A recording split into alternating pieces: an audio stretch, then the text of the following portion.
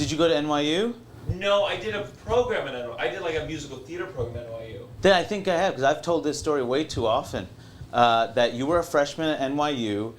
I did the orientation at NYU. You came down and said, "Hey, I really want to do stand-up. Where do you go?" And I'm like, "Oh, there's a bunch of spots." I'm like, "Great." And then I could have sworn you told me years later I was the kid that you spoke to after one of those orientation shows. So if it's not you, how do we know each other? We definitely know each other from you did like one of my weekly shows way back at the pit or whatever. Jesus Christ. But this is a fiction then. Well, I even told Des, I've known this kid forever. It sounds like a nicer story. I was trying to claim responsibility for everything, Jim. Well, because you wrote because when I got the Comedy Central set, Yeah. you wrote me this very sweet message. Yeah. About, hey, look how far you've come or something. Yeah, yeah. And I was like, that's really Really nice. nice. I just booked you once on The Last Laugh at the Pit Underground for $25, but very kind of you to be that supportive. Well, what makes me sad is whoever that other kid was, I made no impact on his life. Yeah, I think I saw him barking outside the Grizzly Pear the other day. He told me to keep doing it. I'm not giving up yet. It's gotta happen. But I felt so guilty because it was so sweet what you That you said, didn't wanna and I say didn't anything. want to be like Say anything. And you know, I was even newer, so I was like, oh my god, You're like, this maybe guy's he is reaching just out that to sweet. me. Yeah. And now all of a sudden people are going to be, oh, you're Hari Kondabolu's protege, right? He's talked about how he changed your life. Yeah, it's funny. Your styles are nothing alike, but yeah, I can see it. I can see it. Oh my god, that's so fun! I'm so glad we got to the bottom of that, and that Yeah. you didn't leave the moment we established No, that we don't have this I'm embarrassed storied that history. I got it wrong. We can tell people. I don't really care. I'd like people to think I went to NYU, if I'm being honest. So yeah, we met at NYU. You were And his you protege. said, kid, I can tell you got it.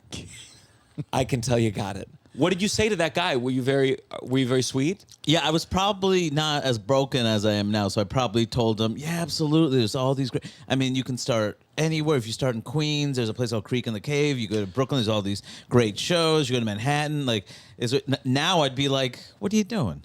Why would you want to do this? Yeah. There's no reason to do this. Do you know how to edit and subtitle things? Do you like doing that for a living?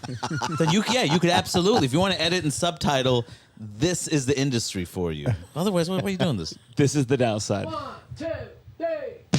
Downside. You're listening to The Downside. The Downside. With Gianmarco Soresi. Welcome to The Downside. My name's Gianmarco Soresi. This is a place where we're free to be negative, complain, bitch, moan, not pretend things are good, because they're not. I'm here with my co-host, Russell Daniels. How you doing? Hi, Gianmarco. And we're here with our special guest, Hari Kondabolu. Hello. Thank you so much Hello. for being here. Hello, fellas. Thank you. We Nice to just be here. established, we'll see what we were able to capture, that we do not know each other. But you're very At all. sweet. I got to see, how nice you can be, the potential. I had an of investment kindness. in your success. You have no idea. And and the main reason I agreed is like, this kid's come a long way. I got to keep supporting him. Wow. And I said to my girlfriend, should I bring this up that he wrote me a nice thing? And she was like, I don't know. It might be a little strange to get it up no, on the it's wrong good. foot. It's good. No, it's not the wrong foot. I believe in honesty. I believe my ego was too big to begin with, Gianmarco. This is the best thing that could have happened. Now, you do know my girlfriend, though. Tova Silberman. Oh my God! We judged a contest. You judged a contest together in Vermont. Really? Yes. What contest? Vermont's funny. Is it definitely her? You want to check to make sure I didn't get that wrong? Is it another manager? It could have been another manager. It's definitely her. When Okay. was this? 2019. Something like that. Yeah. Tina Frimmel was the winner. Tova's Tina's client. Oh, yeah. That's when she signed Tina, huh? Yeah. God, Tina's so funny. So funny. Brilliant. Such Did a good you writer. see her Comedy Central set? No. Oh, she just had a Comedy Central set. Oh, good for her. We'll put it links in the comments. Yeah. We'll put in Tina Frimmel. I'll definitely write her a note and congratulate her and say you're welcome for getting you started and influencing your comedy career from those early days. Yeah. Those who are listening, who are new, just a reminder, join the Patreon, patreon.com/downside. Bonus episodes, live episodes, my clean comedy special, The Ratzer and Me.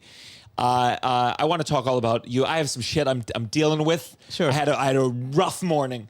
What so happened? okay, last year my dad had a quintuple bypass. Wow. And you know, not the healthiest life, not the most unhealthy life, but in my mind I'm like I've lived a more healthier life than he has. Right. Food wise at the very least. Right. But I'm like, okay, I'm gonna go get my calcium score. I don't know what the fuck that means, but I'm gonna go get like a CT scan of my heart, just see where things are at. Okay.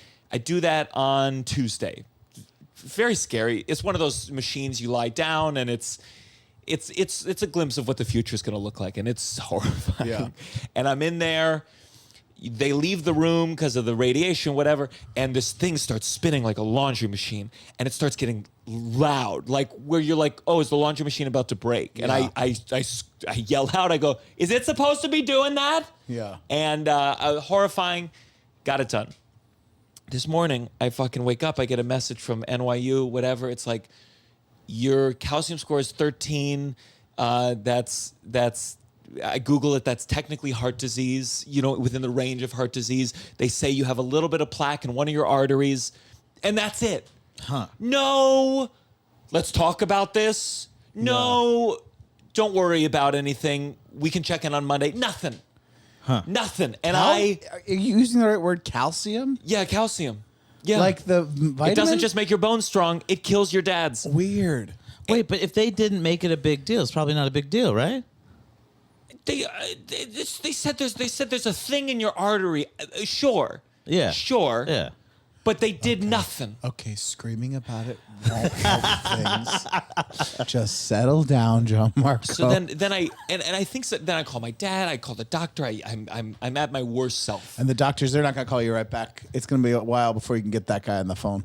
Oh, not at all. And this Yeah. is the doctor he's like jokes about everything. He's like, he will say, yeah, looks like you have a couple days left. And but I think sometimes I'm at that age where like you're talking to the doctor about things and you're like, so are you saying that I'm going to die someday?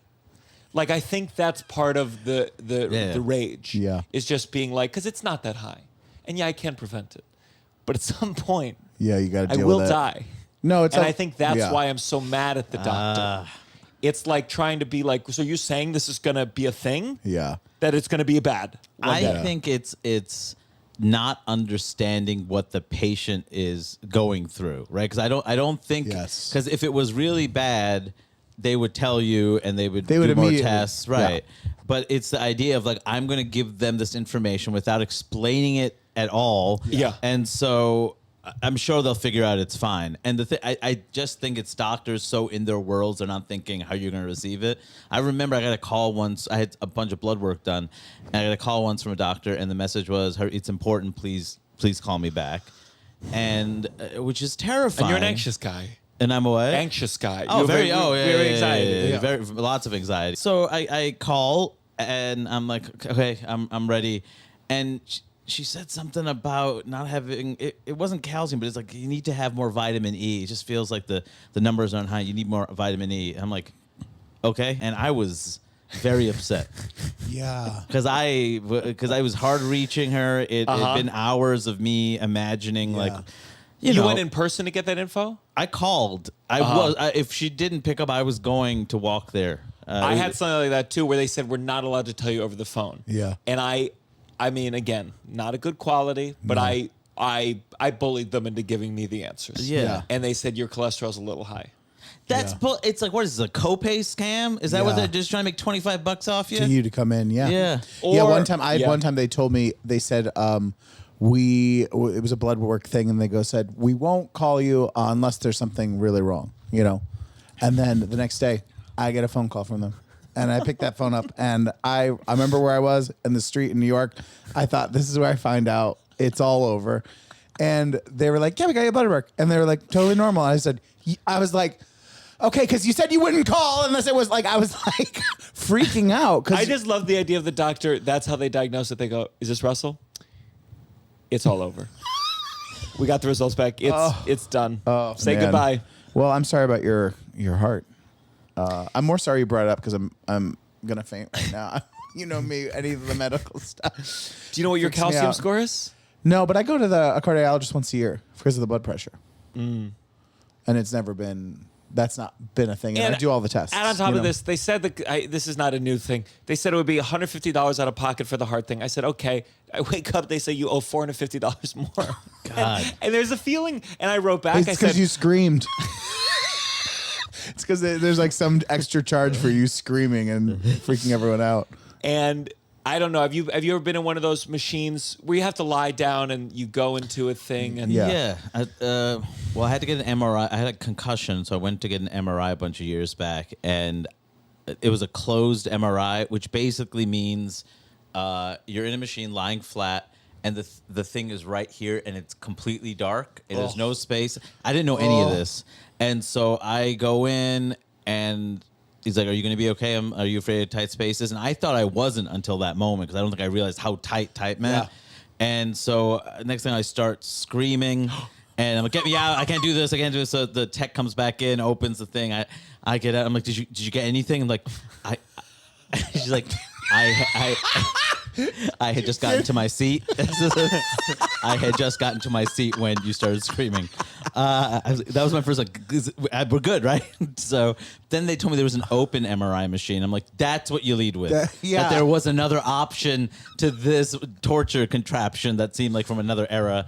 Also, apparently they're like, did you not get a prescription for Xanax or something to knock you out before? I'm like, no, none of this. Insane. None of this was. I'm like, oh, people often do that so they can just be asleep and they don't feel anything. And I'm like, That's like those relaxation pod things. I would never do that. That Oh, was what's a relaxation pod? like you're. You mean like, sensory deprivation yes, tank? Yeah. Yeah. Where It's you're like a in the little water. pod. You're floating in water, but then it closes down, like, and you're like it's supposed to relax, like you feel weightless, and it's all totally dark, and you're floating in water, but in a pod. It sounds like And a that's nightmare where you see already. God. It sounds like a nightmare already. But then I heard the story. Ariel, our friend Ariel, they forgot about her. Which she was a comedian? no, she's an actor. Okay. But she was. But she was in Beth with Amy they, Schumer. They forgot about her. She was lying in there an extra hour and a half. She was in that pod for like 2.5 hours because they just forgot she was in there. And she was like, I felt like it was like taking longer. How did they open the door? I would Like, have been. "Whoa!" I feel like 10 minutes in, I'd be like, let me out. I can't my God, imagine you're still in relaxing here. in there. Yeah, that's terrible. But yeah. Yeah, they don't do anything to make it a hospitable experience. I know that's not the priority, but like there could be pillows. Like with the There thing with the could noise, be no one pillows, told me yeah. that this Yeah. this thing was just making a noise that Yeah. felt like something's wrong. And in my mind, I just saw it. And they said they could see it on my heart thing, that my heart rate shot up. Because in my head, I saw it exploding, Yeah, and I it's died. All terrifying. you gotta do is a couple of sentences. This is what you're gonna expect, and that makes it so much easier. Or you could say, "I don't want to do this." You know, at least give me some sense of what this is. The thing in the dark just made me think about. I was in Montreal with my partner, and we went to this restaurant that had gotten these incredible recommendations, and they said that whole idea is that it's. The wait staff is all people who are visually impaired, and you're going to be sitting in a dark room while they serve you. Now, I don't think I understood what dark meant. I thought it meant like a dark room, but you can still kind of see each other. Yeah. No, I couldn't see anything. It was pitch black. They had blackout curtains, like you were in the dark, and like where opening your eyes and closing your eyes, exact same thing. Which I guess is the point, because all the people are visually impaired. The first 5 to 10 minutes, probably even 15 minutes, it might have even been longer. Honestly, I lost a sense of time. It was like when I was in that MRI. Like, get me out of here. And so I'm like, I asked my partner, like, you got to hold my hand, just hold my hands. And then we're getting through it. And then by the end of it, I was holding her hands. Like, she was freaking out. But like I'd gotten used to it, and she finally hit her limit. And the whole time, like, the waiter's incredible. Like I have no idea where any of the tables are. How did you eat the food? You poked around and hoped you'd get something. I don't. Oh, it was a mess. Like, it was pretty incredible. You'd have to start visualizing, okay, there's this much space on the table. I left the cocktail here. I left the water glass here. There's something here. You have to, like, spilling shit everywhere all the not the at time. all, but it made the experience very taxing and stressful. Because everything was so deliberate and slow, and I want to try that. That's the kind of shit Is it a do wanna pop-up do. or is it permanent place? Permanent. I think it's called Noir. There's one in Toronto and one in Montreal. Let's go when we're in Montreal this Okay, year. let's The do good it. thing about the one in Montreal is everyone was speaking French. I don't speak French, so it just felt like background music in a weird way, as okay. opposed to. Yeah. And they did have background music, and whenever the music stopped for whatever reason, it was terrifying, because all of a sudden there was a break of it just Yeah. felt like we're in a dark room, because we were. How do the waiters get around?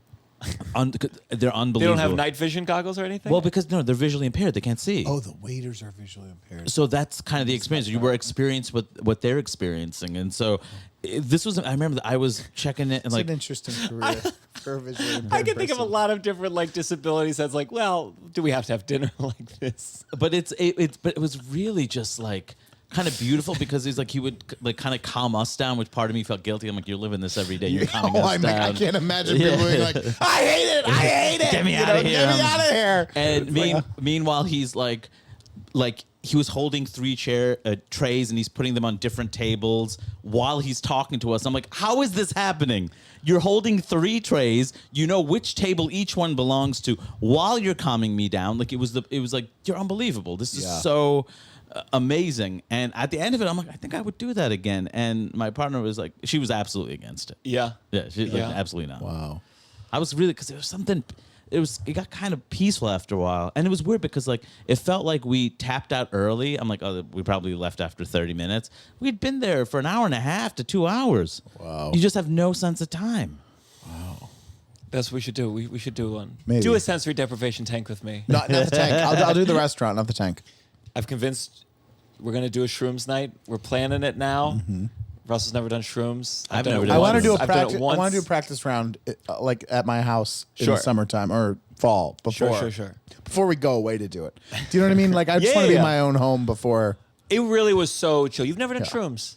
I've never smoked weed. I'm a square, old school square. Yeah. Now, is that because were you trained well as a child not to do this stuff? That's some of it. I felt I was always a quote unquote good boy. Me too. But at the same time, like the idea of losing control in any way always made me feel uncomfortable. And I don't think I ever had friends who were the type that would be adventurous, who I would like my friends were like me, like we didn't do anything. So it was very like. Do you think with your kid Yeah. who will be in a world where weed's more present? Sure. Don't you think you might want to try it so that when your kid tries it at 13? I do. In fact, I made a TV pilot where I do things I've never done before for the first time, so I'm more prepared as a father. I love that. And it was the episodes were going to be swimming, driving. I haven't done a lot of things. I'm sorry, you can't swim? I can't swim. I can't drive. I've never been on a roller coaster. I've never done yoga. I've never been to a strip club. I've never smoked weed. Stand up is one of the few things I know how to do, to be perfectly honest. You're like me in that where I'm like, oh yeah, I'll learn that skill if we film it for a TV show. Oh, it felt like I spent a lifetime preparing for this show. Like this was actually like this was method acting without me realizing it. You know what I mean? Yeah. Like, so when they passed on the show, it was like, man, now I'm gonna just I'll do never these learn how things. to swim. There's no financial benefit in learning how to swim now. What was the pilot? What did you actually do for Swimming. the pilot? Swimming. Okay. Which was hard because like it was during COVID still, and so like there was just limited amount of like places we could actually do it, limited amount of time. There were so many restrictions. We didn't have enough to do multiple days of swimming, so it's just one lesson of me floundering about. So it wasn't Did you really- learn? No. But let me ask this, because It was a pilot. When they train babies to swim, part of it they just throw them in there, and it's like nature takes We over. we well, actually there's lessons before that. They don't just day one throw them in. No, they do. Okay. They just throw them in. Wrong. Well, we actually had a lesson. This is how much I wanted the show. My 9-month-old, we put him in the water with a swimming instructor to give him a swimming lesson. So he wasn't just thrown in, but he was placed in, and he was trying to figure it out. Yeah. And he figured it Eventually, they do that though, because I've seen my niece. They when she was very young, like 1 something. After a few lessons, they do just throw them in, but they have some like practice, like doing this kind of thing. It's, as someone who's always swum, it's hard to understand it's one of those things where it's like it's hard to understand not being able to do it because I'm not like 1, 2, 3. I'm just like My parents don't know how to swim. It's not like they came from like a big swimming culture. You know what I mean? And so if you don't have that, it's just like, okay, don't do it. You're going to drown. As opposed to the instinct being you have access to a way to prevent you from drowning if you're in this situation. You should learn this thing to avoid drowning. Their thinking was just avoid it altogether. Just don't be near water. Yeah. Just fill yourself with enough fear that the thought of even being near a pool frightens you. And so they chose a different tact, which I am not planning to use with my child. how far did you get in your swimming lesson? I mean, Is that why the pilot didn't go? Because you drowned at the end? They said, well, it can't be this. I mean, the pilot didn't go because I know. There's all sorts of... it's just it's always, I hate the thing when it's like, our goals as a network changed since we bought this. And I'm like, why didn't you tell me this while I was making it? So I wouldn't have made it and scare myself to death. I mean, I do want to do these things. I mean, the things I'm most interested in doing, obviously swimming because it's a life thing. Yeah. Driving. So how far is did you get useful. with the swimming? It was I just floated a little bit with an instructor. Not Were you much. scared? Were you like... Terrified. It was awful. That's fascinating. I will say going underwater for split seconds, like getting my head under, was wonderful after a while. When you get used to the sensation, like, oh, You in a pool? in a pool, I'm like, Cool. even though I'm just seeing the bottom of a pool, it's like I'm under the water looking at stuff. Yeah. Can you believe it? Yeah. I mean, I didn't get that far, is what I'm saying. Like, it was pretty, yeah. I watched your new special. Yeah. It was great. Thanks. Great promo. Oh, What a great promo to get. Yeah, Hank's great. Are I'm you glad and did Hank that. like pals? Yeah. It's really nice, actually. We did an interview on NPR's Code Switch not that long ago, just kind of talking about the experience of what happened after the documentary came out about Apu, and what he experienced, what I experienced, and it was really nice. It was like a thoughtful conversation, and he's really learned a lot from the experience, and he's really dedicated himself to doing like anti-racist Can people see the work and- documentary? Where can I see it HBO now? Max. Okay, HBO great. Max. I thought Yeah. I saw parts of it. It finally got him to stop doing the Apu voice, which I appreciated very much. Okay. But do you still get hate mail from Yes. the documentary? Yeah, every week. Every week. It used to be multiple times a day, but it's every week. Could you yeah. tell for the It's listeners been 5 who years. haven't seen it? I mean, it was a huge thing, but It's called The Problem with Apu. It's a documentary about what it felt like to be South Asian, and your only representation, this was like 90s, was Yeah, yeah, Apu. Like, you didn't get anything else. There was Yeah. nothing to compare it to. That was it. And initially, how that felt kind of neat, like we exist, and then you realize that's the only way we exist. And so, as a kid growing up in that era, and as a Simpsons fan, it was this weird, like, this is like my favorite show in the world, but this character is causing me torment.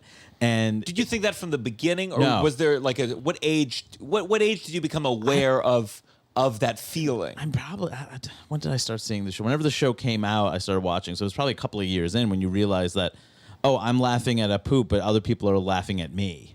That's I see. you know what I mean? Like, I'm like, oh, this character's funny, but the idea of extending it to other human beings that are real, like, I never thought that was an option. And, for me, like, again, if you don't exist, seeing something that vaguely, even though it's a cartoon voiced by a white guy, just seeing something that exists that vaguely looks like you feels incredible. Because you don't exist. You don't exist in the country. There's no evidence that your people were ever here. Even growing up in Queens, where I see this community that's so diverse, growing up in Jackson Heights, and then I'm looking on TV and film, and you start to realize, the rest of the country doesn't seem to look the way it looks here. Yeah. It was incredible. And then after a while, it's like, no, this is a prop to make fun of us. Like, For sure. yeah. And The Simpsons was just such a rare show that's been on for so long. So it's like there's Yeah. a weird grandfathered thing It's of like 100%. it's the same with South Park. South Park gets away with some wild shit sometimes where it's like, well, that's just what it What they was. do, right. That's how long a show's been existing on the air. I mean, it's kind of what I said about. I said it at the end of the documentary. It's like you have to treat The Simpsons like your old racist grandfather. Like, you love your grandfather, you've had great memories with your grandfather, but they are who they are, and at a certain point, you just have to wait for them to die. And Yeah. so I think that's kind of what this is. It's like, this thing has gone on probably too long unless they develop more interesting characters. I feel like there's an opportunity to develop all these characters, like a character like Apu, into something that's more contemporary. And Yeah, I mean, at the end of the day, I don't really care. Like, Yeah, of course. Well, that's the thing. That's the weird part That's what's so about interesting about like the hate mail. It became the like focal point of like this is the whining of wokeness. Yes, as Yeah. And the opposed to- ruining of the and things none of that them are saw good. the documentary, and none of them like they're all saying the same things that are addressed in the documentary. You don't say that about Groundskeeper Willie. I think that's addressed. Like there's all this shit where it's like you didn't even watch it. This is just like there's a template of what you're going to be angry about this week, and you've just slipped this Yeah. into that. Yes. And I'm just kind of like dealing with it. Death threats, like Well, tell all me, that shit. because Yeah. I'm interested in just I've talked a couple times. This is specifically on stage. Yeah. When I'm in Richmond or Alabama. Sure. And I talk about guns. Yeah. And I have anxiety, and sometimes someone will leave during that section. Yeah. And in my mind, if I have the thought they're Yeah. going to get their gun, Yeah. which they didn't have on them for some reason, they could have brought it in, Yeah. and they're going to get their gun and they're going to shoot me, Yeah. and it's something I have to. It's like having a mini anxiety attack on stage that I have Sure. to calm down as I'm like entertaining. Was there any moment that you've been scared from all the death threats, or really concerned about one in when particular? Not one in particular, but when people started messaging venues and we had to get extra security at shows, like that was Yeah. like, how real is this if they're actually beefing up security? We're not too worried, but we did get a couple of undercover cops or, cops out of uniform. And I'm like, that seems like you're pretty worried. Yeah. Like And the that's not- venue pays for that? yeah, it's like security. It's like you have to protect. It didn't come out of my check, but that's Yeah, like yeah, It's just shitty. I'm like, this isn't fun. And also, like, I don't want to die for that. I'd like to be martyred for something more important than a fucking cartoon character. Like, the thing about it was, like, when I was doing the thing, the funny thing about the documentary is that the rage I showed in the documentary was it was me having to feel old feelings of when I was a kid, you know? Because, like, things have changed so much. I didn't have that same, like... I don't love the character, but I didn't have that same anger, because there's more important things. And plus, the Apu thing is so old, man. Like, that's what's hard to imagine. All of this is like people getting really upset. You're like The Simpsons was so present growing up in the 90s, I feel like, and it is still on, but it's wild to me that there's people that were coming around in the 90s watching it are still... watching it? A lot of people aren't even watching it. Or is it new that's people the watching it? thing. That's what I'm like, to be that mad about it. It is complicated because I think it's a lot of people who, whether they watch it or not, like I said, fits a template of this is what political correctness is. Then there's the Simpsons fans who are very protective of it and are very upset about this. And then actually, I think the biggest contingent is the global audience, because most of the death threats I've gotten aren't in English. They're from folks in Southern and Latin America. It's often Spanish. When it got to Portuguese, I'm like, okay, Brazil finally hates me. And I would have to translate these death threats. I'm like, oh, this is a death threat. Like, this is... It's because The Simpsons... I have no idea if The Simpsons is subtitled. I don't know if it's dubbed. But whatever the context that they're watching it in is not the context that I have Of here. course. Right? Yeah. So to them, it's like, this guy's ruining a character I like. And this show is still huge in other places where, it's not like here. It's like it's still this thing that brings in a lot of money and a lot of people still love. So, to me, it's like I pissed off more people than I ever expected to piss off.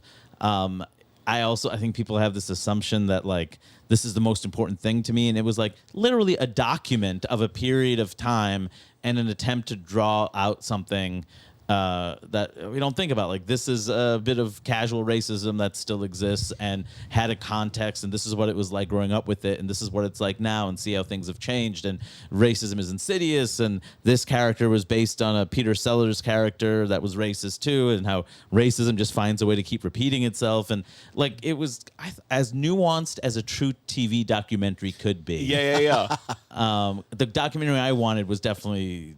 I wasn't planning to be in it. Like, I wanted it to be more of a, like, clips of different images, some context, interviews. Like, my voice became the voice because I think they said, like, you have a strong comedic voice that needs to be in it to make this work. And so it kind of became something that was a lot simpler, more 101. Like, I made a short film in 2009 called Manoj, that's on YouTube right now, that covers this issue like in a much more subtle and thoughtful and funny manner in 12 minutes than the doc. Sure. But the thing is, it's old for me. It's not an interesting topic. Of course. You know, for me, the interesting part was making a thing. Yeah. What's like? Yeah. Just tell me, like, what's the last death message you got? Like, what did it say? Was it just like, "Fuck you, I'm gonna kill you"? It's probably something like that. It's not nearly as elaborate as the ones before. And The does ones, it slide off your back at this point, or do you get a tinge? I still get a little bit of a. This is annoying. If you got a death threat, I think you that first death threat you're gonna struggle with. I'd move. Yeah. I mean, even people saying, like, showing a picture of a bullet and like, wait for this at your next show. That's and Facebook terrifying. saying that it's like that doesn't violate their terms because it's an image and not a word that's a slur, so it didn't violate their terms. No.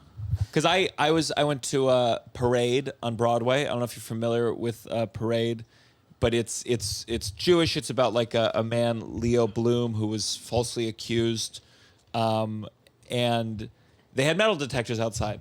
But it's like these metal detectors, I don't trust them.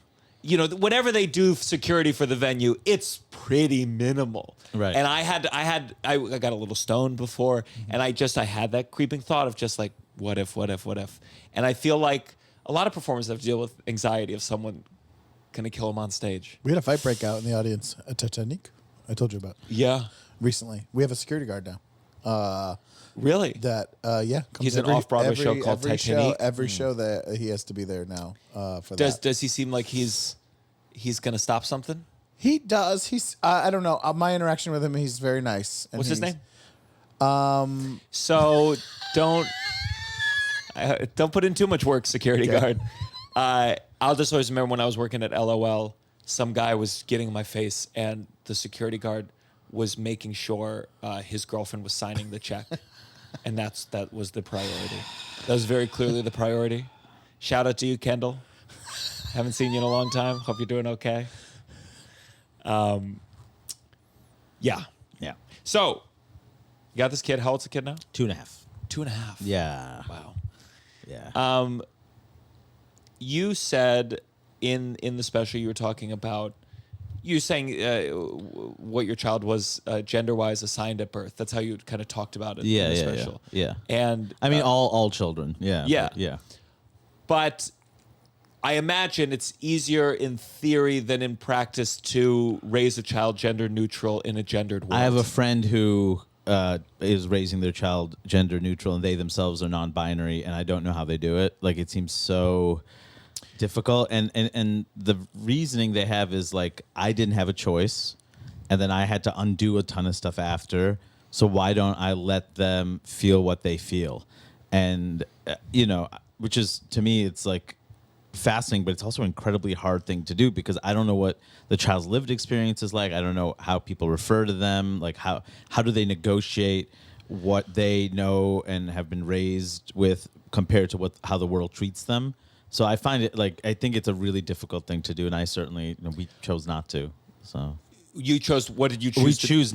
We chose to say that our child is a boy. Yeah. Yeah. Because I think there's things where I'm like, in theory, that sounds nice. Yeah. But I feel like the world would then treat them in a way that is like it would polarize a lot of people right out the gate. You're still putting something on. You're putting them like non-binary exactly on them. You Like, are putting so something you're still putting something that on. in Yeah, the world but is dealt with in a certain way. But I do understand I do understand it. It's like if yeah, you, for sure. because Yeah. it's like you're in one situation, you're putting something. You're giving, at least when you're giving them the choice, it does add that hardship potentially of like people wanting answers of what are you. But is that better than the feeling of this is not who I am and I'm sick of living this lie, right? Yeah. So it feels like between those choices, with the experience that my friend has had, it makes sense. It's like, why would I force this kid to live a life they don't want to live? And if they want to choose something, it's a lot easier to go from not being gendered to have a gender to having a gender that's assigned that you no longer say is your gender. Like, it's a lot harder to do what people currently do. Yeah. Right? Because if you slip into, like, I'm a boy, people are going to accept that without issue. Sure. Yeah. Sure. You talked about your parents on the special, especially your dad. Was that true? Your dad didn't say "I love you" until he was going into the operating room. It's an exaggeration, but it's basically my father really, really didn't until he had heart procedures. Like, he had stents put in and stuff, and then all of a sudden he got a lot more sentimental, emotional. That wasn't my dad from my childhood. Like, he was very different once that happened. A lot more hugs. Like, I've never got a hug from my dad. That wasn't a thing. But he definitely got more in touch with that and more connected to us. Did you welcome after. it? Did it feel strange Felt and strange. surreal? Felt strange. Yeah. It felt strange. I mean, it's not like I didn't welcome it. It was because it's your dad, but it was just like, this is different. This is not what we do. You know, we do now, but like But it was. my dad and yeah. I, we have a tough relationship, and he's had some medical stuff, and it's sometimes it's like, well, I guess our relationship's just going to be tough until you go into surgery, and then we'll have a big, deep moment together, and we'll cry and hug, and hopefully make it out. So did we that have one happen? more. Yeah, he's Italian, Yeah. so we kiss more than my mom and I ever kissed. Yeah. He hugged. Very, very intimate relationship, and I Yeah. think even with all the bad blood between us, or just the fighting and the disagreeing, we are always physically, like, hugs and kisses. Yeah. But before the surgery, it's just, it just feels like primal. Is that the word I'm thinking? It just feels just very much like father, like Mufasa, like, I love you, Dad. I mean, but at that point, everything else goes away. It's literally like life and death. All the other any argument, any issue you've had, whatever's going on in your life, not all that gets pushed to the side, and it's literally, will you still be here? And that, that's a very intense feeling. I think for him, it feels like I think he got out of some of those situations realizing how much he, like, my kids, my wife, this is everything, Yeah. When you think about raising your kid, do you, in your head, do you go, oh, this is what my parents did that I don't want to do? Yeah, of course. I mean, there are certainly, methods I wouldn't apply. The use of guilt, or How did they guilt you? it's. I'm trying to think of like a concrete example. Was it like grades? Was it your behavior being a jerk? Like, It was. Yes, it was.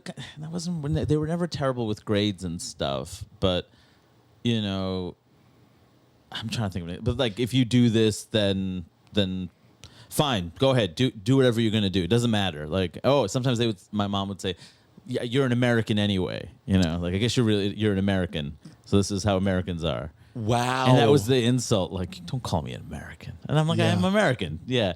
And by their choice, they came here, right? Yeah, but that's not the point. It's But, still yeah. this sense of identity. It's like, yeah. it's like taking away, like, this is who you fundamentally are, but I guess you're not, Yeah. which is crappy. That is She didn't mean it as Yeah. a compliment. Like, don't you dare call me American. And it's weird because outside the house, that's the only thing I wanted. Right? Yeah. People to actually see me as American. But it separates you from them in that way. Yeah. Yeah. So Yeah.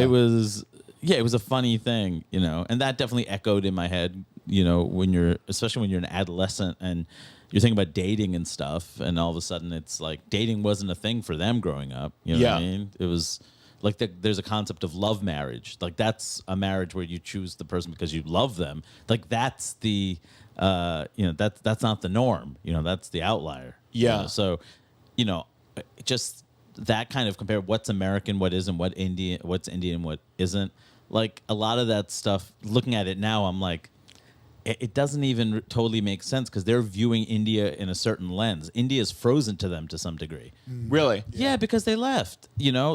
So I go back and like visit relatives, and I meet like my parents' friends' kids, and I'm like, these kids are so much worse than we are. This is ridiculous. Like, they like drinking and like going out late, and I'm like, I like, basically they left a certain version of conservative Southern India. years pass, things change, new like media is introduced, kids have different expectations. Like even like religious epics, like we grew up studying like Hindu epics and stuff. And so I'm like fairly well versed in some of that religious stuff. And I'd go and make a joke about it with like family, friends, kids, and they would have no idea what the hell I was talking about. Like, what? You didn't have to do this? Yeah. Because, like, to my parents, they're still frozen in this is what a good kid does of this era. This is how you behave. These are the standards. And the standards change, but they didn't know because they were here. So with I know nothing about Hinduism. Yeah. Nothing. Yeah. Is there a weekly service for the... No. Hinduism is a very... it's very loosely regulated. It's very, like, there is no... Okay, so my understanding is that there are these Vedic texts that were created by priests a long time ago. My brother's pretty convinced they were high on something. And and a lot of that, like a lot of the fundamental ideas in yoga and things like that, like the self and all that comes from there. Then you have all these, like, traditions of just like, you know, how like there's pagan elements in Christianity that kind of morphed, you know, along with it, you know, like it's kind of like that. So you'd have these different local gods of different animals and things like that. So now you're like, you have this and you have that, and now you have to find a way to combine them together. And so you create stories about like, these are the central gods and this is how your local gods fit in and stuff like that. Was there a time, do you remember a time in your life where you believed it fully? Yes, of course. Yeah. Growing up. Yeah, absolutely. Just to have so many gods honestly seems more fun. Like It was more- yeah, it's I a remember lot a more phase fun. of like believing in one god, but never did I like just have a multitude. Yeah. Hinduism, you know, if marketed well, is really kid friendly. Yeah. You're Really? talking. Your gods Like a are like Marvel action kind of. figures. Yeah, yeah. I mean, think about it. They're all there. The elephants and monkeys, and they're all like kind of personified.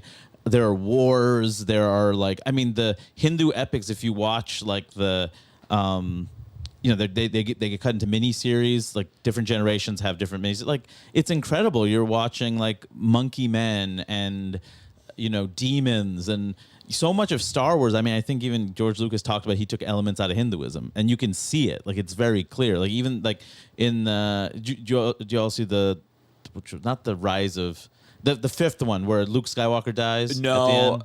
I'm not a big Star Wars boy, but did you see it? Yeah. You Oh, know I how didn't he's know like that. he's meditating and in projecting his body elsewhere. I mean that's that's Yeah, straight yeah, up yeah, out yeah. of like Hinduism. Like a lot of this stuff, some of the names are like there's one character called Ashoka or something. That's an Indian name. Like there's tons of influence. Like Hinduism, you know, that's part of why I didn't buy into a lot of this stuff growing up, like Lord of the Rings and Star Wars. I got into it later, but part of me is like Hinduism's already that.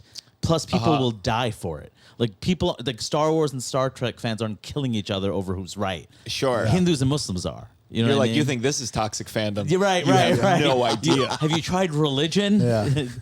So, you know, but yeah, I mean, it was. I don't know if I want my kid to see some of it, and I've debated with that a lot, just because it's very violent.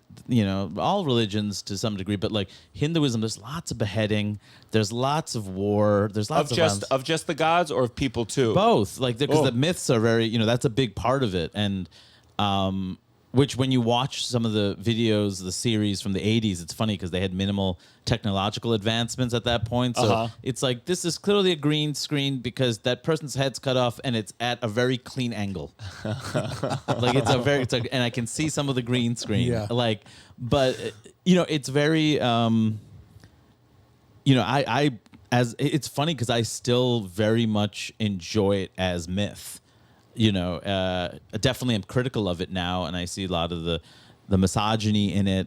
I see also how caste is used, and you know, the ideas of caste certainly got kind of cemented, because if you're telling these stories where Brahmins are the ones that are in power, like the Kshatriyas and the Brahmins, like basically the warrior king, you know, royalty class and the class of teachers and people who actually control the knowledge. Yeah. You know, that gives you a lot of power, right? So, you know, again, like it's this weird thing that's mixed with historic local customs, these Vedic texts, and different classes of people trying to take power. I mean, and all religions have elements of that. I mean, Christianity obviously has that with what is it? The King James version is the one that we all follow. Yeah, you know what yeah, I mean? yeah, Like yeah. it's all been kind of worked on and changed, and in India, Hinduism very much has that. Where were you born? In Queens. In Queens. Yeah, Flushing Hospital. And how long had your family been in Queens? Mom got there in 81. I was born in 82. Dad got there in 77 or 78. So they were arranged Yeah. after they were both here? No. Dad went back to India and married Mom, and then they both came over again together. Yeah. Did he come here to why did he come here before he was arranged? I mean, was it typical you get arranged there, come here? Not, there's no consistent, Yeah. But I think for him, his sister was over here, and the idea of more opportunity, just like a lot of immigrants, and what could this country bring me? And I would love to hear more of Dad's stories about not growing up, but he was in his mid-20s, living in the city when the city was the city. When it was violent, and when. Yeah. There was sex workers walking around this, like the move, like the way Times Square sounds crazy. I mean, my dad always goes Taxi driver. back when I was a kid. He'd be like Giuliani. He hated Giuliani because my dad, he's a little Italian, so he as if the mob meant something to him. He was like Giuliani busted up the mob, and he knows none of this. But I think he liked where Times Square was sex workers and drugs and Yeah. Oh, it was not a place to walk down unless you clearly had a mission. Like it was the way it was described was like, tourists were not going to go there if they were smart. That was not the place to go. But isn't that still where Broadway was, or was Broadway to the side? I've always been No, confused. it was still there. But I think Hell's Kitchen was really that was scary.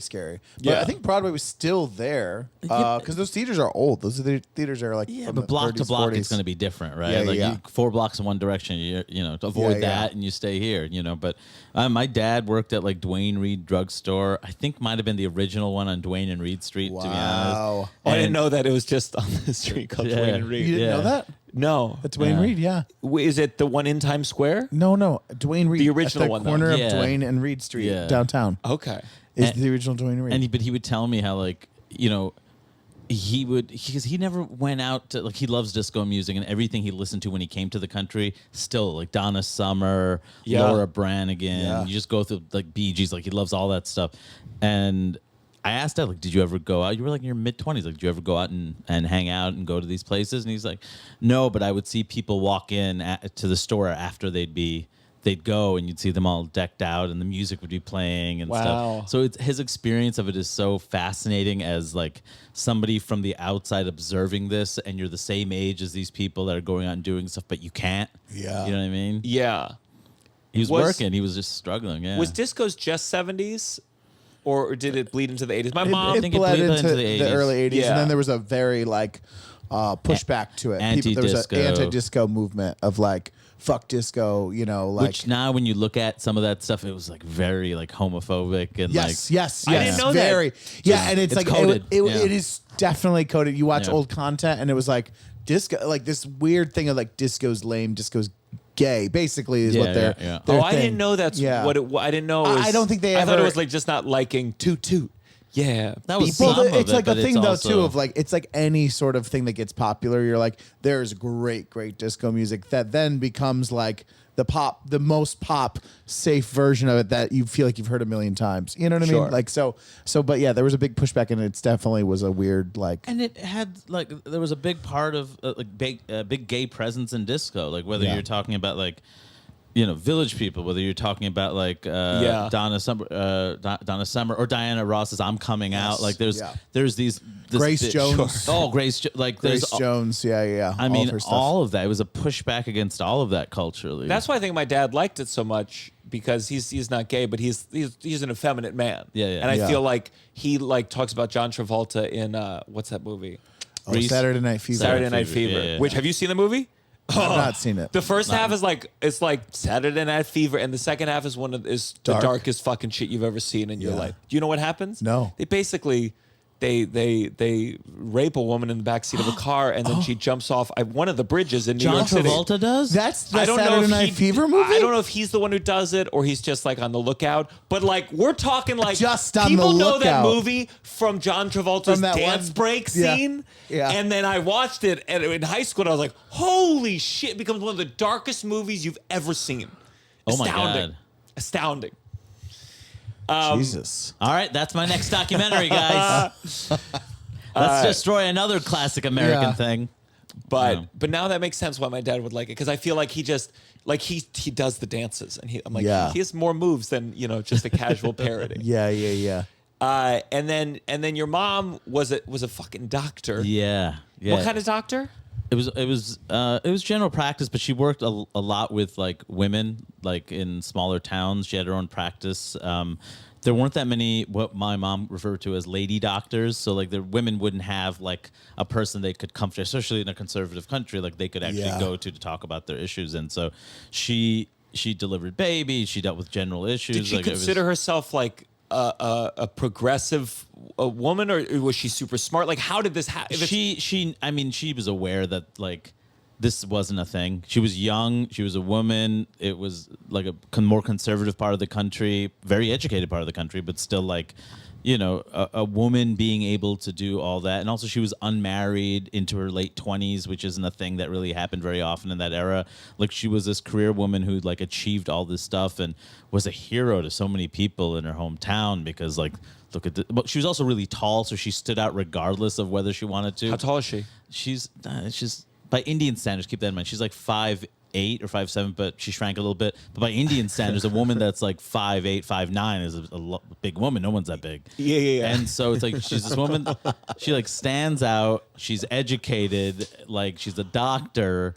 She also used to do classic South Indian dance, and people knew her about her dancing as well. She sounds like a badass. She was, and she is. But like, when she got married, she lost a lot in that trade. Did she ever say like why she made that trade? I mean, it was an arranged marriage, so it's not like she was like right. But there was, she had choice. You always have choice. Yeah. But I think it's expectation. It's very much like you're a certain age. It looks bad for a girl that age to not be married, and it wasn't her pressure as much as like family pressure. And my mom has always been someone who's has valued the idea of duty, like this is your responsibility, and to a point where I'm like I'm grateful to exist, but I kind of it's she's a very she's a fascinating human being, and her life is it's very, depending on which phase of it, just totally different stories. Like I hear the stories about when she first came to America and how she saw the world, never seeing snow, and the people she met. The way she describes the people she met is so incredible because they were a wide range of humanity, many different races, many different people, all that were kind to her. A lot of different immigrant groups that all like gave her information and taught her what to do. She said there was this old guy, I think he was either Irish or Italian, and she met him at the library. So she was probably in her late 20s and he was probably in his 50s or 60s, and they'd go to the library, she'd meet him at the library, and then they'd go to a bar, she'd have coffee, he'd have whiskey or something, and he'd basically lay out what this country is. Go over like, so there was a civil rights movement, and then this happened, and this happened, and this is something you should know about the country, and just filling her with the information of like, this is what you missed. And it was like, I hear these stories, I'm like, this is beautiful. There was a lot of stories like that about people who, like, as immigrants, even though they weren't Indian, like, or were 3 generations removed from immigration, who just immediately stepped up and connected, and like, it's so beautiful, man. People don't see that part of it, but it's beautiful. That's fascinating. Yeah. And Queens has a lot of that still, I think. But look, man, when people are talking about like in other parts of the country what they're afraid of, they're just describing New York. They're describing everyone growing up together and speaking many different languages and many different religions, and you're just surrounded by everything. That's what they're talking about. And it's as I've gotten older, I've realized how lucky I was to grow up here, because my God, like, so beautiful what I was able to take in, and I hope my kid gets a lot of that too. Yeah, it's tough. I mean, New York's there's times where I'm like, why do I live in this fucking city? And then there's times I'm like, oh, because Yeah. You can't ignore, and you can't go on autopilot. There's a thing where the broad spectrum of humanity is on full display 24/7. Yeah. Where you'll be like, at the same moment, having this great day, personally, professionally, whatever. Yeah. And then see something that's truly like, wow, that is difficult to see, difficult to blah blah blah. Everyone rides and the you subway. have to you have to Yeah. deal with it. You have to process it. There's an ability in other communities, That's other absolutely places of the country where you can ignore huge spectrums of this humanity that we are a part of, and that's what people ultimately want. They want to be able to ignore it. They want to not have to deal with it. And I love New York because you can't ignore it. You have to, even if you're not dealing with it in a way that's helpful of thing, you have to emotionally deal with Yes. it and come to term in your head. And that's something that I think is why I love it, because I'm like, there is parts, it's just a terrifying thing to be like, no, I don't want to have to deal with that. I don't have to process that. So I will shut it out. I will pretend that doesn't exist. That's what a lot of places want. You know? except what it is you're doing in the. I think of it, maybe not the best metaphor, but like when we don't deal with having to kill animals to eat animals, it's like out of sight, out of mind. And so we get to live in this world where we don't actually know how the world's working. We don't understand how it's functioning. And it's the same thing with capitalism, Right, where I right. just feel like when you're here in New York, you're seeing if this is the world we're going to live in, this is exactly the results. The stratification. Yes. Yeah, gentrification, who gets new buildings, who doesn't. That's why every politician Yeah. should be riding the subway. I know it's at least New York, Yeah. but because I know security-wise it wouldn't work. Yeah, that's the other thing about New York. They would get stabbed. That's the other part of it. Like in theory, that makes sense, but the other side of New York is That's why they should be writing it. yeah. People will let you know how they feel Yeah. one way or the other here. So Yeah. Yeah. Was that so you tell a story towards the end of your special. I hope it's okay to speak. Go ahead. Where basically AOC wrote you early on in her political career to collaborate, yeah, when she was running for office the first time. which people we all get messages for things all the From time. AOC, I don't do. But I also, for me, honestly, sometimes I'm like, in my mind, I'm like, I don't want to work with politicians in general because I'm just not sure. I don't feel I'm intelligent enough to know when I'm being bamboozled. For me, I was on board because she was representing Jackson Heights, which is where I grew up for a while. I read her website. It was like her points of view completely aligned. She was a woman of color running. Like, you know, I actually like looked up and like, oh, this is incredible, and still chose not to because I was trying to make a documentary about a cartoon character and just didn't have the time. Yeah. While working on a Netflix special I was shooting later that year. And so with that in mind, I turned down and then ignored the most influential, important politician, I would argue, of the last decade. You know, in hindsight, it was a mistake. Even if she had lost, it was a mistake. But Yeah. her winning really makes you feel it. Yeah. But she I saw on Twitter she saw it. She saw it. She's aware. Acknowledged it. Accepted my apology essentially, and And she said she's actually collaborating with John Mulaney now. oh so God, that's it's like, fine. it's okay. I got in touch with Huston right after, and everything is just. I got the bigger fish anyway. But yeah, I mean, she was very graceful about that because honestly, every time I told that story, even during the taping, felt incredible because the audience loved it. They'd lose their minds over it because it's such an absurd story. Yeah. And every time I get off stage, I would feel like shit. Really? It always felt like I still can't believe I did that. So her actually messaging us, going back and forth, was closure. It was nice. Yeah. That's good. Yeah. Oh, I had one more thing. Oh, I have you still never performed at the Comedy Cellar? Yeah, I still haven't performed again. So. What the fuck? That's weird. How did you know? What the Did I tell fuck? you about that? No. Well, yeah, when we met at NYU, we had a real heart-to-heart about it. That's what I was wondering. No, we had a big conversation. No, there. I listened to your Mark Maron episode to Yeah. prep for this. I'm weird about that. The number of people that said they would vouch. Chris Rock said he'd vouch for me. Like, it's not like I don't have people that would vouch and say he would do it. It's just. When I was younger, that was comedy to me. It was the Comedy Cellar. It was seeing Greg Giraldo and Marin and Tom Papa and Jim Gaffigan, and like, just go down the list of every heavy hitter of the era. Patrice, they were all on those lineups. What era? What years? We're was talking this like that you were 99, 2004, roughly that kind of. Yeah, and was this just? What was the cellar back then? Was it just McDougal? It was just McDougal. Okay. And it believe it or not, like we would go on off nights, like Tuesdays or Wednesdays, and they couldn't fill it. So what they would do is that you get a coupon online, and I think they would let 18-year-olds in, and you buy 2 sodas, and it's a free show. And so it was like they were. That's so cool. So I got to see people work out material, which was incredible because that's not what TV is. You actually see things not work and how they'd fix it the next time you saw them. Yeah. It was incredible. So I put it on such a level, where I've done a fair number of things in my career that I'm proud of. I've traveled all over the world. I've definitely performed in bigger venues, but that was the one that always made me anxious, even though it's just a comedy club.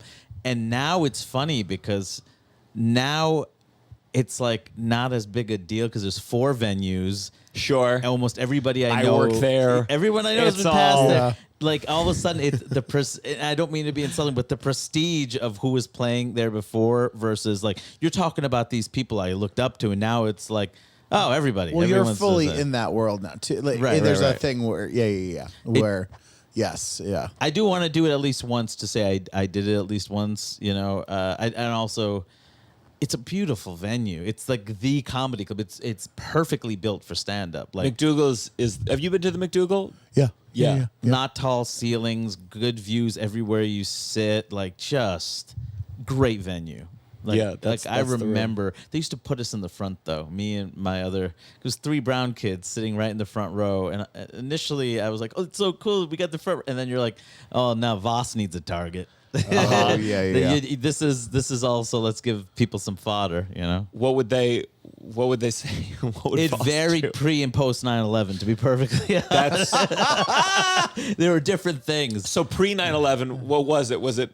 Kevin Brennan mooed at me once, I remembered, because I'm a Hindu, and like they're like cows there. Moo. I remember them like that. real A to B thinking. It was, and again, that was a time where that was seen as really funny. You remember? Yeah. This is like because there was how many South Asians were there? So the minimal you knew, you could apply, and that was it, right? Sure. And for us, I'm like, that shit's corny, and nobody knows it's corny. And the terrorist jokes and shit like that. I remember I was doing Live at Gotham in 2007. Is that right? No, 2008. And I was in London. I was getting my master's in London. I'd flown back. Hadn't done stand-up in like 6 months at that point. Relearned my act.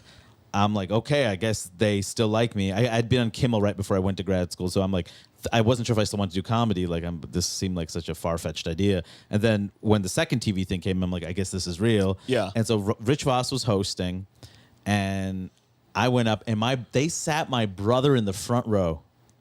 Dead center in front of me.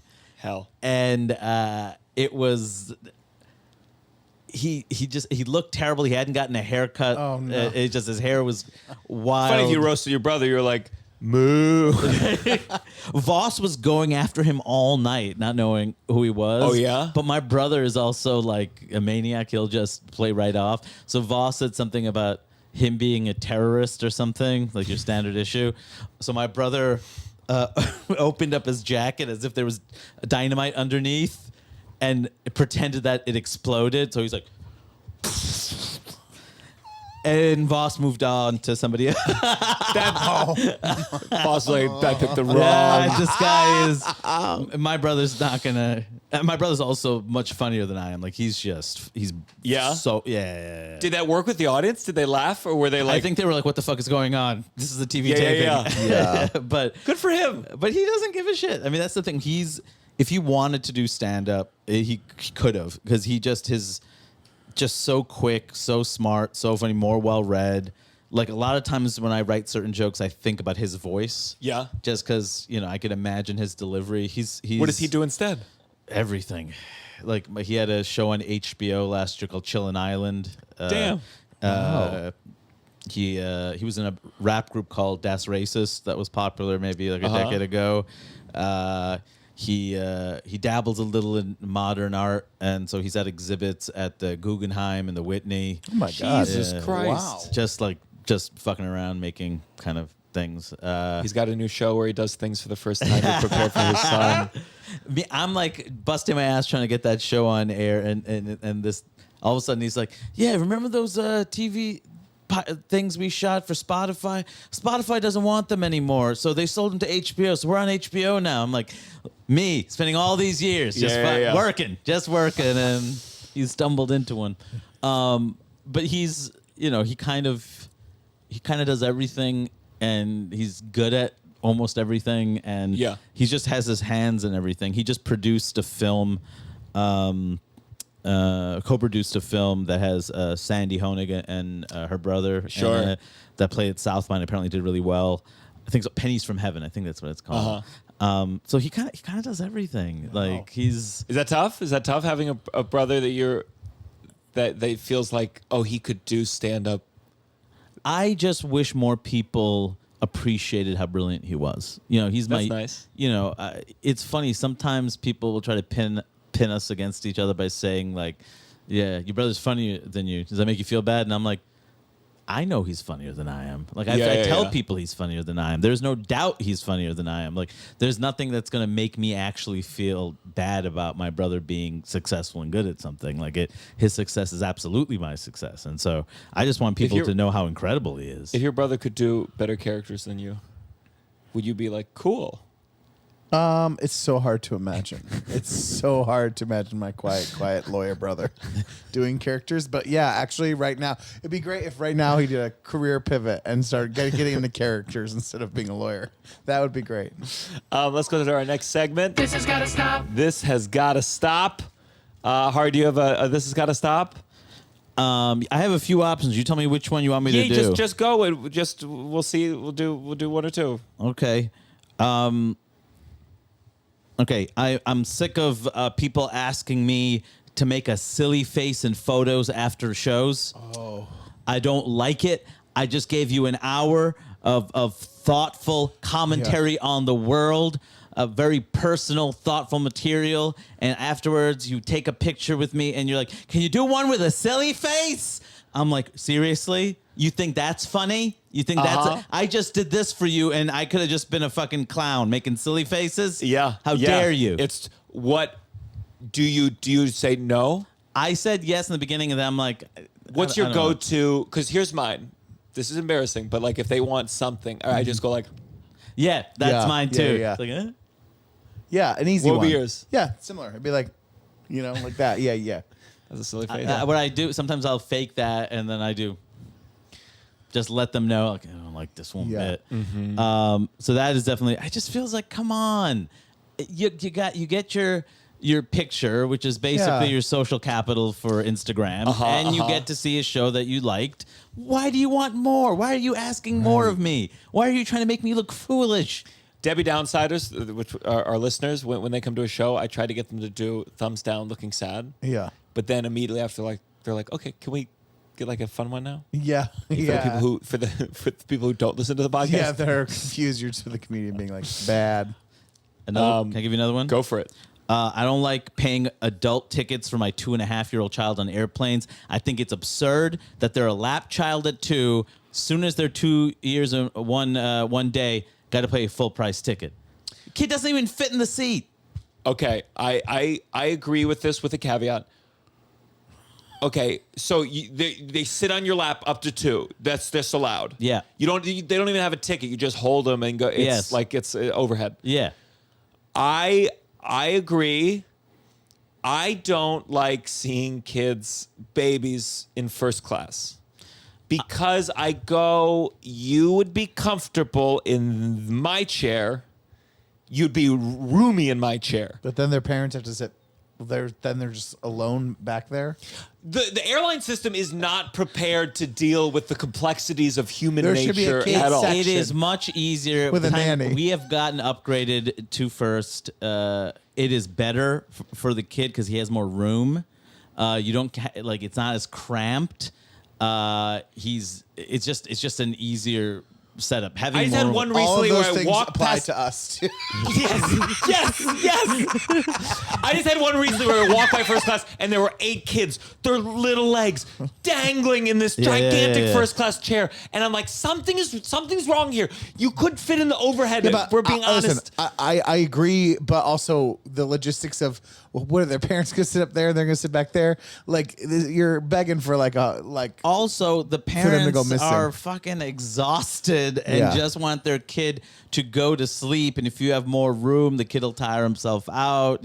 When there's no space, my kid just wants to run up and down the aisles. He has a lot of energy and it drives us nuts. But I want him to chill out, play a little bit, pass out through the rest of the flight, and that's good for everybody. So But you want your kid's seat on the plane to cost what's fair for you? a discounted fare. My kids if maybe 2 to 10 they pay a third price, 10 to 14 they pay half price, and then 14 up it's full price. Or we can even lower that. I don't think a 2-year-old or a 3-year-old should pay a full price ticket. It's absurd. They should be given a discount. It's absurd. What do you think, Russell? it's Be hard. honest. I think that it's a chair. A chair's a chair. Is in my mind, but I don't have kids. I know if I had to pay for if I had to imagine paying a ticket for my dog on that plane, no way. I mean, That dog's my coming. thinking is because I get this as someone who didn't have a kid 3 years ago, but it is hard being a parent. You could say, well, it's your choice. You chose to become parents. I'm like, yeah, everybody's parents chose to be parents in some way or another. Yes. There's a kid that's there. This is a societal thing you have to do. You have to be good to parents because it's fucking hard. And yeah, we should be given discounts. We're creating humanity. If the kid goes on killing somebody, who gets the fucking blame? The parents do. But that we're good with. Oh, the parents, the fucking parents. What did they do? Oh, they must have not disciplined him enough. Oh, they let him. They didn't even pay attention when he snuck out and bought a bunch of guns and hid them and then shot up his school. We get the fucking blame for that? Sure, but if we find out that the kid that shot up the school also got discounted airplane tickets his whole life, that's going to piss us off even more. I think all plane tickets are too much. Yeah, it's Well, crazy. we had my friend Liam Nelson on, and he's 7 feet tall. Yeah. And has Yeah. Marfans, and so his body is in pain, and it was amazing. There's really nothing handicap wise helping him out at all. I cannot imagine what he has to go through to fly on a plane because for me, That's awful. yeah. So Because it's- even the emergency exit seats are not going to be enough room if you're that tall and also in that much pain. It's not that much more leg room. What if there was an airline that was just for parents and kids? Yeah, that would. I mean, it would be painful for the flight attendants, but if they're trained, Well, for they that, get paid extra, they get paid whatever. well. Yeah, I think that'd be great, man. I think that works for everybody. I think a lot of people would pay 5% more on my ticket to guarantee there's no kids on this flight. I think that's true. I think we'd pay that amount, and that amount that goes to pay the. subsidizes. I'm not against that. Yeah. Hey, Yeah. let's do it. You got one more? Yes. Let's see. Let me finish in here. What's wrong? No, nothing. Oh, I don't like. You guys make the call. I got the airport security industrial complex and people saying after my shows that was pretty good. Ooh, I like the pretty good one. Yeah. I just did an hour of comedy, and you come up to me and you say, "Hey, man, that was pretty good." Pretty good. It's the pretty. It's the adding the pretty. pretty in there. Yeah. It's like. Why were you skeptical? You came, you bought a Yeah. ticket. What throwing the pretty in there, be like, wow, I was surprised. Pretty good. Also, who the fuck are you? Yeah, who the fuck? Like, are you ugh.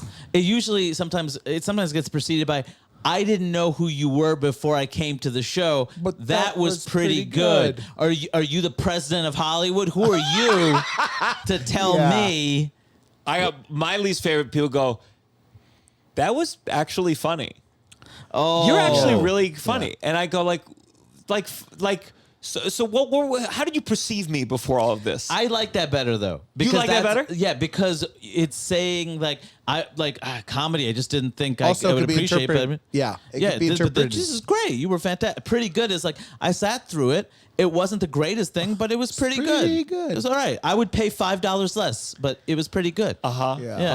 I don't like that. Just don't say anything. And then now you want a picture with me making a silly face? That makes it worth it? Now I smile and it's all worth it now, isn't it? Yeah. You know what? You're really good. Look at that face you made. Let's go on to our final segment. You better count your blessings.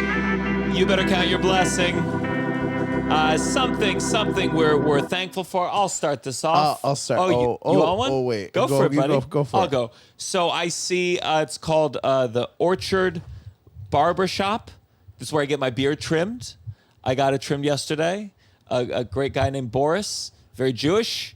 So Jewish, he didn't know what a JCC was, which is a Jewish Community Center. Yeah. And I'm like, I guess that's like two on like the mainstream? to mainstream, I guess, at JCC. And he did the thing. He has whiskey there. This is what they do at barbershops. They have like, Whiskey do you or want whiskey? beer, yeah. Whiskey or beer? And he offered it to me, and I was like, sure, why not? And boy, was I drunk at 12:30 in the middle of the day with this double shot of whiskey that he poured me. And also, he took it too. He drank it too. And I was like, maybe after you trim my delicate hairs with that big razor in your hand. But great barber. Always treats me well. Yeah. He's got another kid on the way, apparently. So go, please support him. Wow. Because I'm not tipping. So go. That's not true. I tip very nicely.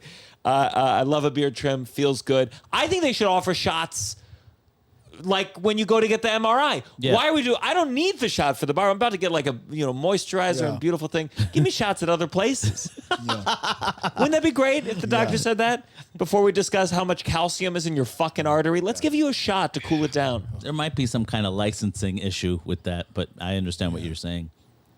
Yeah. There's no way these barbershops have a light. I shouldn't get him in trouble. Okay, fair enough. Russell, what's your blessing? My blessing is our dear friend Douglas Goodhart. I'm excited. He's getting his wedding is tonight, or is Yeah, his the ceremony already happened. They spared us. Celebration Vows, is tonight. blah, blah, blah. And I'm excited. All my friends will be there. I'm very excited for him. And also, just a small thing, he got me out of having to do my show tonight. That's a nice little. He got you out of it? Oh, like because I'm going to his thing. Oh, so, sure. You know, I thought he just, called in a bomb threat or something. No. So I just shout out to Dougie Boy, who I'm very grateful for and excited to celebrate tonight. Shout out to all the Debbie Downsiders who bought tickets to the show Titanic to see your favorite podcast co-host tonight. He will not be there. I will not be there. Do you have a blessing for us? I mean, I spent so much time writing things I hated. I forgot to think about things I love. Give me a second. Yeah. Go ahead. Here's what we'll do right now. Oh, wait, I got it. I'll go for it. I'm really grateful for Spindrift sparkling water, particularly the mango orange flavor. The idea that they were able to create such great taste with only 12 calories is spectacular. Also, I feel like mangoes are the greatest things in the world, and they're not appreciated enough. So for a mainstream company like Spindrift to offer a mango option, though I would prefer without the orange, is fantastic. I don't know why people do Spindrift. that. I wonder if that's because they're like, oh, we'll soften it. We'll add an orange. I To let don't. people know Maybe you- people can't handle mangoes in this country because if they had this in South Asia, it would certainly just be mango. Like, why you need a chaser? You need an orange chaser? Is that Hey, what's I going love on? mango. You're preaching to the mango choir here. And that's something I absolutely mean. Spindrift orange. Do you get sponsorship? Not yet, but I would love a Spindrift. If they just made that free. Oh my God. And then real quick, we do this new thing now with the patrons. We're going to have, you remember the Patreon? We're going to put your names on the screen right now while I tell a street joke. Unless, do you know a street joke that you really like to tell? Let me think about one, and you go first. Okay, I'll say a short one in case you come up with them. Russell, feel free anytime. I know you hate street jokes. You don't have an admiration for my craft. I can't promise this is good. Didn't verify it. A little girl's in school taking a true-false test, and she's flipping a coin. At the end of the test, she's flipping the coin again. The teacher says, "What are you doing?" She says, "Checking my answers." One come to That's mind? straight from the street. I'm I'm thinking of a Paul Mooney joke that sounds like a street joke, and I love a good Paul Mooney joke. And I'm trying to see if I can get it right because I feel like it'd be doing everybody a disservice if I got Okay, it wrong. think I'll do one more. Yeah. Goldberger says to his wife, "I'm gonna shoot my jizz in your ear." Oh my god. She says, "No, don't. I might go deaf." He says, "I doubt it. I'm always unloading in your mouth, and you never shut the fuck up." That one's from the street. That's from the street. Okay, I think I got one. All right. This is I think a Paul Mooney joke that sounds like a street joke. I'm not sure if it is, but it sounds like one. He's like a little white boy covers his face in chocolate and goes up to his mommy and says, "Mommy, I want to be a black person." And she slaps him and says, "Don't ever say that again." And he goes up to his daddy and says, "Daddy, I want to be black." And then he slaps him. And then he goes up to his grandfather. He's like, "Granddad, I want to be black." And then he slaps him. And then the parents go up to him like, "What did you learn?" It's like, "I learned that I've been black for 15 minutes. And I already hate you white people." I've heard that one before. I've heard that one with the N-word in it. Oh, yeah. Just Paul, I imagine Paul. Yeah, I think it probably did. You told me that one, didn't you, Shut the Russell? fuck up. It's like perfectly structured. It's Yeah. it's like set up like a street joke, and it's also Mooney's voice. It's a beautiful joke. Yeah. Russell, where can people find you? At Russell J. Daniels, come see Titanic at the Del Roth Theater. If you're interested in seeing it, send me a DM and I will help you out with a little promo code. Yes. I'm going to go see it with my producer, Paige Asachika. Yes. Can't wait. Hari, where can people find you? At Hari Kondabolu on all the socials, which means you're going to have to Google Hari and the word comedy, and then it'll show you because there's no way you're going to figure out Hari Kondabolu. I have a special Vacation Baby that is available for free on YouTube and a longer version on Bandcamp. It's an album that has a different edit that's 25 minutes longer. Ooh. Yeah, and it's called Extended Vacation Baby. Oh. So that one costs money, so no pressure, though I do have a small child. But no pressure to anybody. You can find me everywhere at Gianmarco Soresi. Join the Patreon, patreon.com/downside. Also, real quick, we're going to try a new segment with me and Russell. Yes. If you got a family fight with a friend, but mostly with the family, some kind of squabble. Looking for advice. Looking for advice on how to deal with it. Who's in the right, how to deal. Russell comes from a happy, healthy family. As you know me, I do not. Email it to either message one of us on Instagram or write thedownsidewgs@gmail.com. It will be in the notes as well.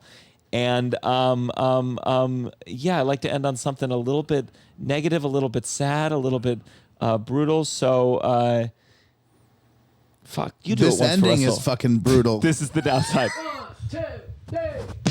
Downside. You're listening to The Downside The downside. with Gianmarco Soresi.